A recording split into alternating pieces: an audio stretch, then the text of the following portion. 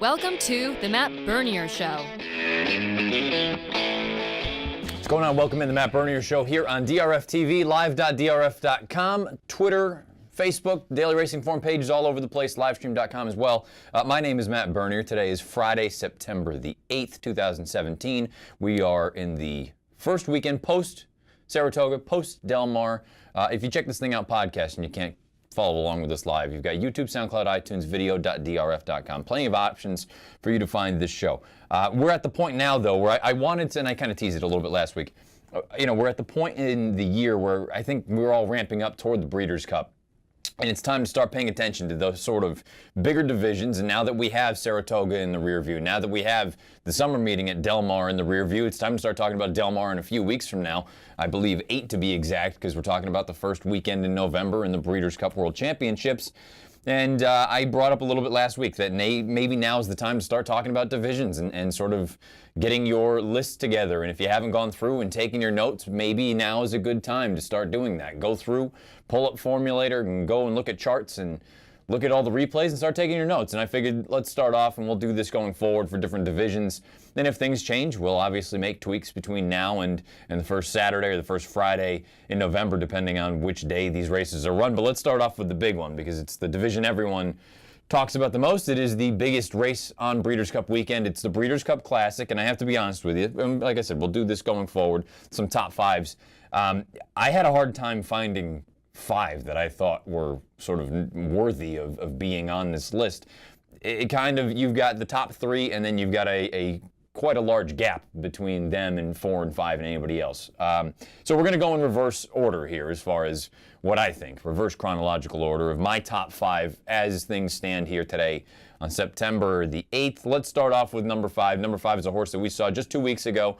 He's a 3-year-old. He has been developing and coming along, and Bob Baffert has handled him quite well, but all things considered, it's taken him a little while to finally hit his stride against the best of the best as far as his generation is concerned. Number 5 for me is West Coast, and we're going to take a look at his Travers run. This is Larry Colmus with the call. And they're into the stretch, and it's West Coast.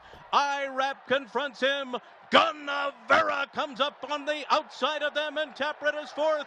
Furlong to run. Mike Smith getting all from West Coast as he clings to the lead from Gunnavera. IRAP is 3rd on the inside. Taprit is 4th. It is West Coast, and he keeps on rolling. And West Coast goes wire to wire in the Travers. He got an impressive speed figure that day as far as buyers are concerned. I believe it was a 108. He also got an impressive Timeform US rating. I believe it was north of 130, which puts him right there as one of the fastest 3-year-olds in kind of rarefied air. I believe Craig Milkowski, chief figure maker for Timeform US, tweeted something along the lines of, there aren't really many 3-year-olds he's ever had that have eclipsed the 130 number. Now, the difference here is, okay, he did it at a 1.25 miles. We know that's good. Check mark. He can handle the distance. He did it at a place that is not necessarily the easiest to do it at. Saratoga. It can be a bit of a quirky surface for some racehorses. And he did it against the best of his generation. The problem is that last statement. He did it against the best of his generation. Everyone has said this year's 3-year-olds, as far as the route races are concerned, maybe a little bit lackluster. Maybe they don't really class up to their older contemporaries. That's going to be a bit of an issue for this horse. He's going to need to do that, run that race or something close to it, probably better, against better horses. I'm not entirely convinced just yet that he's going to be able to do that. I think he's a nice horse. I think he could turn into a really, really nice 4-year-old if he continues on with this and they continue on with him as far as training is concerned. But right now I have him 5th kind of by default because, again, for me, outside of the top 3, it was very, very difficult to find out who I was going to round out this list. So number 5 for me as far as the Breeders' Cup Classic top 5 is concerned is West Coast for Bob Baffert. Number 4 is a horse that I think a lot of people have forgotten about, and who knows if he's actually going to be able to get back to the race. He's most recently had a little bit of a surgery to correct a breathing issue or whatever it may have been. I don't know all the details. I'm sure you can go into the DRF archives and find something filed from Dave Grenning or any of our New York reporters. But Shaman Ghost is a horse that it seems like it's fashionable to knock him and say, well, he's not that good. He just takes advantage of circumstances and weaker fields. On his best day, he's a really nice horse, and he wants every bit of the distance at 1.25 miles. His biggest win thus far this year, anyway, in my opinion, one of his biggest wins, was not quite at 1.25 miles, but it was at 1 3/16 miles, and it came on Preakness weekend.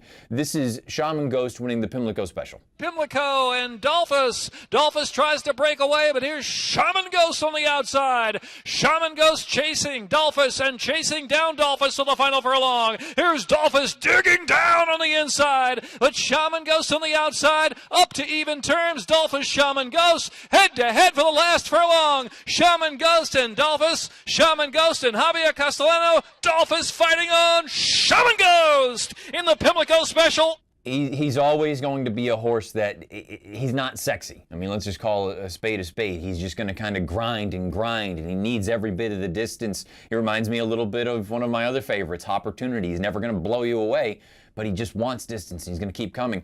If he's ready to go, if he's able to come back and run in a race like the Breeders' Cup Classic, I don't know that he's a true threat to the top three, but at the same time, he has every right, as opposed to anybody else, to appreciate the distance and be able to round out some sort of an exotic wager, whether it's a trifecta or a superfecta or anything in that nature. I think he's a nice horse. I think he's still underrated. A lot of people just kind of look at it and say, well, you know, he beat Dolphus, and Dolphus, maybe he did not come back to flatter that form. And I know Shaman Ghost stubbed his toe in the Suburban that was on Stars and Stripes weekend at Belmont. I still think he's a nice horse. Hopefully whatever this issue he has is going to be alleviated and fixed, and he'll come back better than ever. But I think Shaman Ghost is interesting. I'd put him number 4 for my Breeders' Cup Classic top 5 again here on the 8th of September. So we've still got a long way to go. A lot of things can change. Now we get to the meat and potatoes here. Everyone and their brother knows there are 3 horses in this division that really, they're the 3, and you're going to need to beat those 3, or you're going to need to beat all of them if you're going to win the Classic, obviously. But it seems like it's going to come from one of those 3, and you need to make a decision which one you fancy the most, which one you like the most, at 1.25 miles and at Del Mar. And the reason I say at Del Mar is because it ties into the horse that I have listed number 3. I know it sounds crazy to think this. I have Arrogate number 3. I think he's still arguably the horse to beat, which, again, it almost sounds like I'm contradicting myself, but the fact that it's at Del Mar still sticks in the back of my head, but we know at his best, he's capable of doing something like he did here in the Breeders' Cup Classic last year. Top of the stretch, California Chrome is a length in front, but he faces an uncommon opponent today. Arrogate tries hard to reel in California Chrome. California Chrome with Espinosa going for the whip is still in front. Arrogate trying his heart out. California Chrome from Arrogate, a pulsating climax to the Classic. Arrogate takes the lead and wins. Arrogate beat California Chrome. And obviously we know what he went on to do in the Pegasus World Cup and the Dubai World Cup and so on and so forth. There's something about the whole Del Mar thing. I can't get that out of my head. His worst races, all of them, even going back to his 3-year-old year, his worst races have come at Del Mar. I initially was very reluctant to buy into the idea that a horse just, you know what, he travels all over the world and he runs well on every racetrack, but Del Mar is the one that he just doesn't like. I have to kind of start buying into that because I thought his Pacific Classic was very odd. It looked like it was going to be eased going into the far turn, and then he's kind of making a bit of a move, and then he's very weird with the lead change again, as he was that week leading up to it in workouts. And then he comes on and only loses by 3/4 of a length. I don't know what to do with this horse. I think this is a scenario where if he goes off at 2-1, there might be some people lining up. I would imagine, historically, the Breeders' Cup Betting Challenge comes down to the Breeders' Cup Classic. This year is going to be fascinating to see. When folks have got X amount of dollars left and they're going to send it in because that's the way that you have to do it to try to win a contest like that, man, I don't envy anyone, and maybe I'll be playing, maybe I won't, but I don't envy anyone that's going to have to make a decision in that final race and say, out of the big 3, I'm putting it all on you. Arrogate, he may be a sneaky one as far as, I never thought I'd say sneaky, but he may be a sneaky one as far as value is concerned come Breeders' Cup Classic time. The horse that he lost the Pacific Classic to, and we're going to see that replay momentarily, is Collected. Collected is the 3rd Bob Baffert horse that I have listed in my top 5 right now at the moment. He has beautiful tactical speed. Now, he had things gift-wrapped to him in the Pacific Classic, but we know that he doesn't have to go to the lead, and I think that's going to be the most fascinating thing about the Breeders' Cup Classic if all of the big boys get there, is tactically, how is this race run? He doesn't have to go to the lead, but when you allow him to go to the lead, he's capable of doing something like this in the Pacific Classic. At the top of the lane, Collected. Accelerate went a little wide into the turn. Arrogate now is plugging away on the outside. An eighth of a mile to go, and Collected keeps on going. Arrogate is getting going late now. Collected is in front. Arrogate closing on the outside. It's a Bob Baffert 1-2, but Collected going to win it. Collected and Martin Garcia won the Pacific Classic. Looking at that stretch run again, it's fascinating to see that Arrogate, I don't think he genuinely doesn't, I just don't think he likes the racetrack, and he still almost beat Collected. So that's where it goes back to the whole betting situation, and you got to make a decision. Which one of these horses are you more interested in at 10 furlongs with some other really, really talented horses mixed in? Collected, I think he is basically outkicked his pedigree. Not that it was a bad pedigree or a weak pedigree, but it's much more tilted toward middle distances and turf. And the fact that he's capable of doing something like that on dirt at 10 furlongs, I think he's a very, very talented horse. And I think he is on the short list of main contenders as far as the Breeders' Cup Classic is concerned. And I'm sure I'm going to hear some people say East Coast bias or recency bias or any of that kind of stuff. But I have to say right now, number one is Gunrunner, because of what we saw in the Whitney at the beginning of the Saratoga meeting and what we saw this past weekend, Labor Day weekend, closing Saturday up at Saratoga. I know the field wasn't fantastic, but it wasn't bad either. We had some really nice horses, some accomplished horses in there, and Gunrunner went out and did this. For the lead as they come to the top of the stretch in the Woodward. Neolithic put to a full-out drive, and then comes Rally Cry and War Story on the outside, but it's Gunrunner, and he's opening up. Florent Giroux took a peek to his left there. Gunrunner's got a 6-length lead in mid-stretch. Neolithic is next, then Rally Cry, Discreet Lover, and War Story, but they're way behind Gunrunner. Gunrunner, very impressive in the Woodward. He won it by 8 lengths over Rally Cry and Neolithic. Now, perhaps at 10 furlongs, maybe that's not his ideal distance, but I'm at the point now, I said it when we went over the weekend wrap myself, Dan Illman, you can find those always on Mondays for the time being anyway. I look at it and go, I don't care now about the lead change thing, and that's the thing. I know people like to give me a hard time that I talk about lead changes just ad nauseum. If he's going to run like that, I don't care if he changes 15 times. I mean, he's just running tremendous races. He earned a 115 buyer there. I wouldn't be surprised if it could have been even a little bit higher. The Timeform US ratings, Craig Milkowski, I loved the way that he put that out Saturday night. I couldn't wait any longer. He got a 142. This horse, I think he continues to get better, and I sound like a broken record with this. Isn't it nice to see what happens when the horses stay in training and they continue to mature and they continue to develop? I think the most important thing for me anyway right there with Gunrunner in the Woodward was the fact that he did that from off the pace, where he wasn't on the lead, because all of his best races this year have come outright on the lead. He doesn't need the lead now, and I think that creates just a mouth-watering scenario where if all 3 of these big horses get to the Breeders' Cup Classic in good order, they're training well, from a tactical standpoint, who blinks first? If it's still Martin Garcia with Collected, if it's Florent Giroux with Gunrunner, if it's Mike Smith with Arrogate.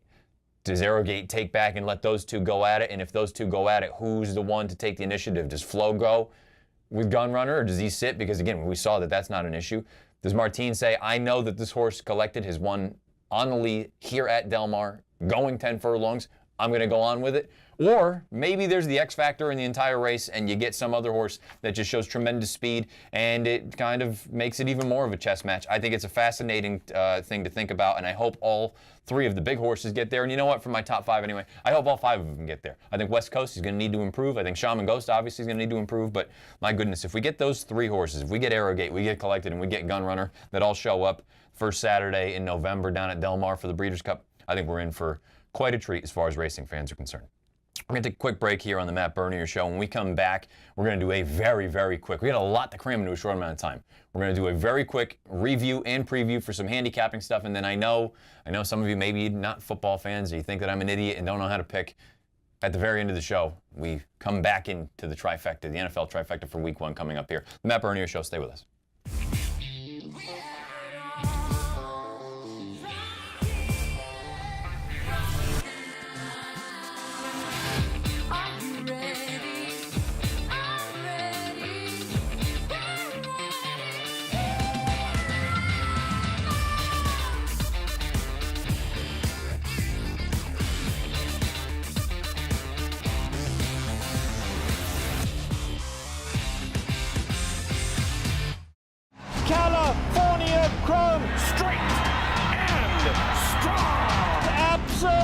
absolutely sensational. California Chrome. California To Chrome. California Chrome. Away to the Kentucky Derby. California Chrome wins impressively. He's gone into overdrive. California Chrome wins the Dubai World Cup. One of the greatest performances you'll ever see. Chrome turns to gold. Say goodbye to your inner caveman. If you're making caveman bets on pick sixes, you could be leaving money on the table. DRF Bets Ticketmaker helps you build more profitable exotic bets and place them with one click. Raise your game with DRF Bets Ticketmaker. Be a samurai with your ROI. DRF Bets Ticketmaker helps you cut out unprofitable exotic bets before they happen and be the master of profits. Raise your game with DRF Bets Ticketmaker, the exotic wagering app. Well, the amazing thing about our work was just how similar he is to Uncle Mo. I mean, right away of all of Rapoli's babies, he stood out as the most advanced, the most precocious, and the most talented, and that was exactly the same thing we'd seen a few years before with Uncle Mo. Outwork wins it for John Velasquez. To be able to win a Grade 1 like the Wood Memorial in only his 4th lifetime start was very impressive. It is Outwork in front.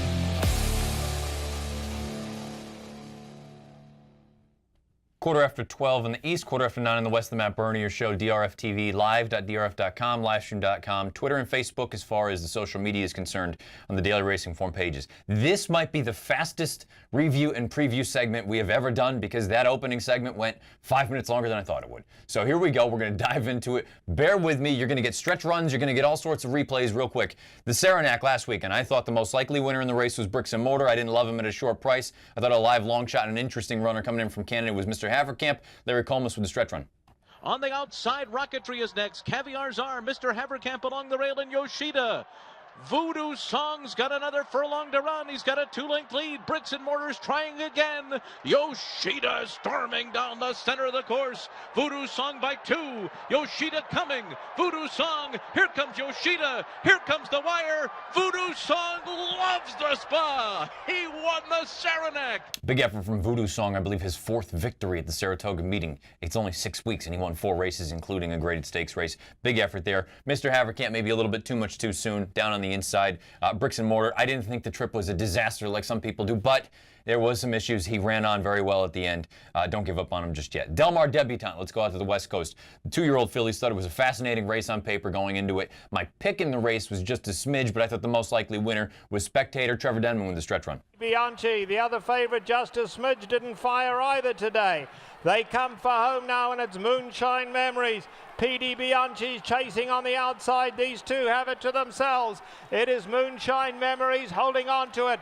PD Bianchi won't give up the chase, keeps on closing, but Moonshine Memories will get there. Moonshine Memories and Flavion Prot have won the Del Mar Debutante. Moonshine Memories just reeling back in 2 weeks. A big effort there. Gate to wire score really looked good out there. Simon Callahan, tremendous summer. PD Bianchi, maybe one to keep an eye on. That was a good gutsy effort coming from off the pace for Doug O'Neill, considering she had just broken her maiden as well. I think that race is still going to be key. I think you get a lot of good horses coming out of there. Spectator, the horse that I thought was the most likely winner, just kind of trudged along. She ran in spots. She ran 3rd there. John C. Maybe on turf. It was a scenario where my pick in the race was god-awful. Mrs. McDougal. I thought the most likely winner going into it was Cambodia. I thought a vulnerable favorite was Goodyear for Roses. Again, Trevor Denman with the call. Mrs. McDougal now set sail for home. Here comes Cambodia to tackle in the black cap. Mrs. McDougal, Cambodia's coming home gamely. Madame Stripes on the grandstand side, and also Goodyear for Roses. But Cambodia has splashed away from them now. Here comes Goodyear for Roses. Cambodia will win it. Cambodia and Drayden Van Dyke have taken the John C. Maybe. Cambodia gets the job done. Goodyear for Roses, a bit of a troubled trip, comes on very nicely at the end. I think the connections, sure, you're a little bit disappointed, but I think they are thrilled with her going forward. She's fascinating. She might be a really interesting horse as far as Breeders' Cup, filly and mare turf is concerned. 1 1/8 this year. Keep that in the back of your mind. Del Mar, it's a little bit of a different configuration, so the distances are a little bit different. Most likely winner, Cambodia wins. Vulnerable favorite, Goodyear for Roses, runs 2nd. Let's dive into this weekend. Some handicapping handicapping coming up. You got a couple of races, 2 of them from Kentucky Downs, 1 of them from Arlington Park. Let's start off with the 2-year-olds, the Arlington Washington Futurities. We take a look at the field. If you are new to this thing, my odds on the far side, not anything to do with a morning line. It's what I consider fair value on these horses in post position order if you're just listening. The one is Our Thomas, 32-1. Kate's Golden Dude, 9-1. PR Radio Star, 24-1. Captivating Moon, 5-1. Soul of Discretion, 4-1. East Rand, 49-1. Barry Lee, 4-1. Take Charge Dude, 19-1 as we move over to 9 and 10. Galeb's Winner, 49-1. The X, 5-1. This is a race that, if you just look at it on paper from a speed figure standpoint, it's all over the map. It is everywhere. You've got horses like Soul of Discretion with an 85 buyer in his back pocket. You've got Barry Lee with Timeform US rating in his debut of a 106 or something in that ballpark that just buries this field. And then you've got a lot of speed in this race as well.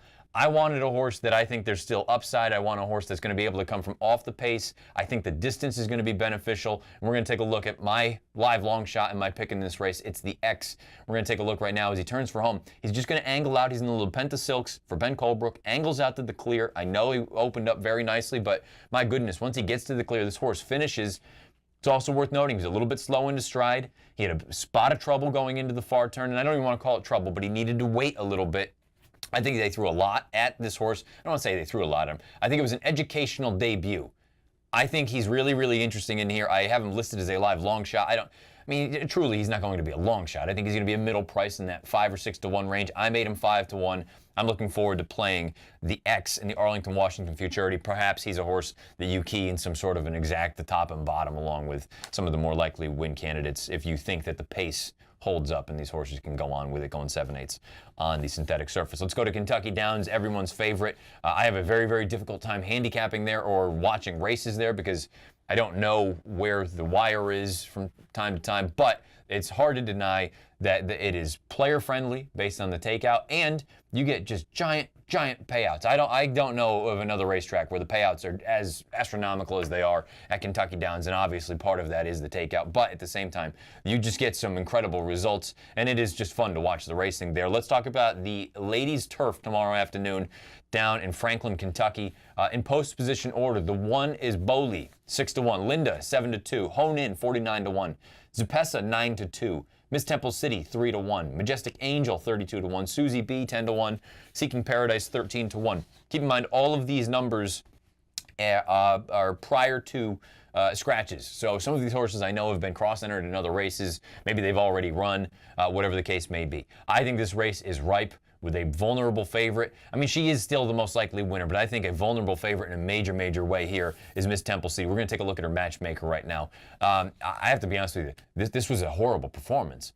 We know what she's capable of on her best day. She's a multiple grade 1 winner. She's beaten the boys on multiple occasions. But this doesn't look like the same Miss Temple City. And it seemed like the matchmaker was a bit of an odd spot to bring her back in. And I have to be honest, with Keeneland right around the corner, this to me feels like a bit of an odd spot. Why is she at Kentucky Downs, a racetrack that it's a bit of an odd configuration? It's fun. Again, it's great to watch and it's great to gamble on. It's just, I don't know. I mean, to me, it seems like a bit of an odd spot. But again, it is a graded stakes race, and the purse is astronomical. In many ways, I didn't list her as the most likely winner, but she is the most likely winner of the race. I think she's a vulnerable favorite in there. My pick, and it seems like everyone's pick, is Linda to possibly upset Miss Temple City. Let's go on to the big one. The finale tomorrow afternoon is the Kentucky Turf Cup. You've got a field of 14 if you include the 2 on the also eligible list. In post position order, Postulation 5 to 1. Lucky Ramsey 32 to 1. Mook Taser 6 to 1. Oscar nominated 10 to 1. Crescent Drive 49 to 1. Zulu Alpha, I think is a fascinating horse, 19 to 1.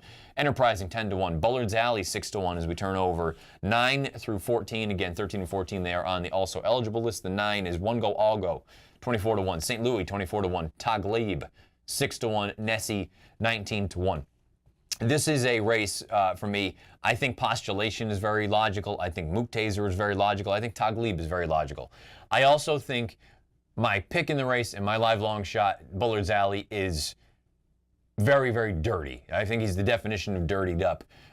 We're not going to take a look just yet at his most recent race. We're going to take a look at his race from 2 back up at Woodbine right now. This was in the Singspiel. And the big thing is he's in the blue silks. He's going to go for home. And perhaps he gets a little bit short at the end.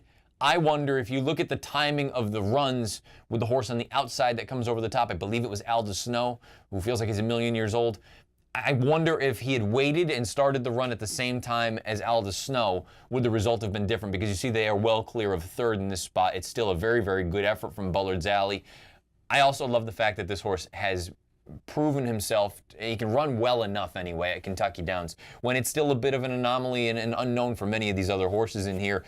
His most recent start is something to watch. Go into Formulator, pull up some replays, whatever you watch your replays on. If you can find the head on, I would strongly encourage you to, because in the American St. Ledger, I picked him and I liked him that day. I thought he was a bit of an underlay at 7-2, but neither here nor there. He was in a beautiful position going down the backside for the second time, and the pace setter, I don't know what the hell happened, but he took a right-hand turn directly into Bullard's Alley. Bullard's Alley all of a sudden ends up in the 15 path, and Irad Ortiz takes care of him after that, and that's what you're supposed to do. I don't think he is nearly as bad as it looks on paper. I think he's in sneaky good form. He is my live long shot and my pick in the Kentucky Turf Cup. Whew, that was fast. We're going to take a quick break, really quick break. When we come back, we dive into NFL Week 1. It is the NFL Trifecta on the Matt Bernier Show. Stay with us.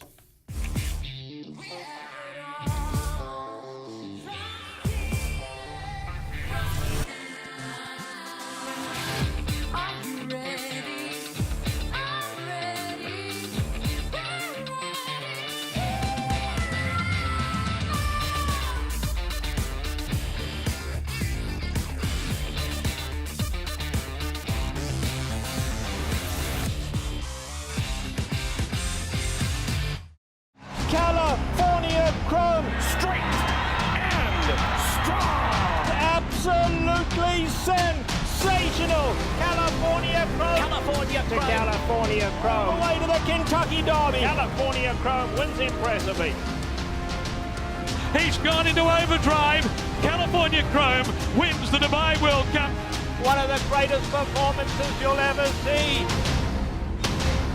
Chrome turns to gold.